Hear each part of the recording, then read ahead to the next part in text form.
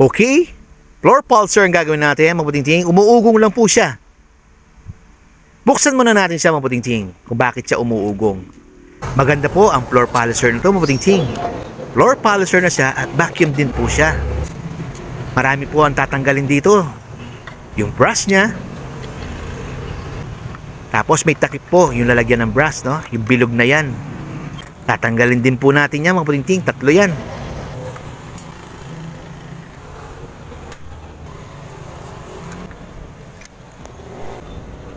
Ito po ang motor niya.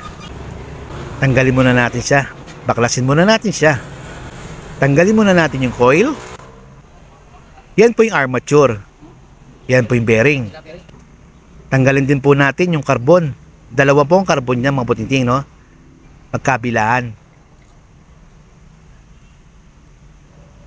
Ito po ang isang carbon sa kabila.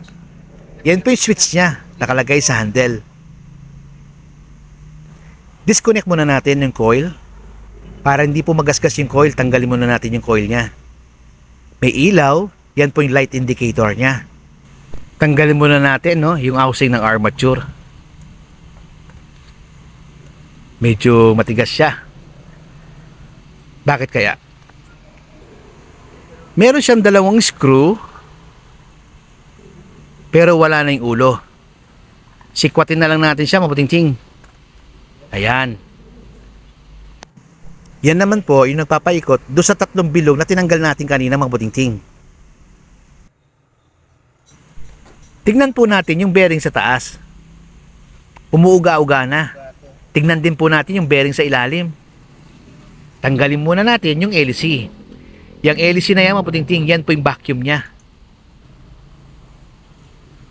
Pukpukin po natin ang dahan-dahan. Yan po ang kanyang armature. Yan po yung bearing. Yung bearing, okay, walang kaso. Sariwa siya. Ito naman po yung kanyang commutator. Diyan po nakatap yung dalawang carbon. Yung bearing po yan, kailangan po natin palitan. Yung sa ilalim, wag na po. Okay na po yan. Ang problema nito, nasa low po yung bearing. Subukan muna natin sikwatin. Sana matanggal natin.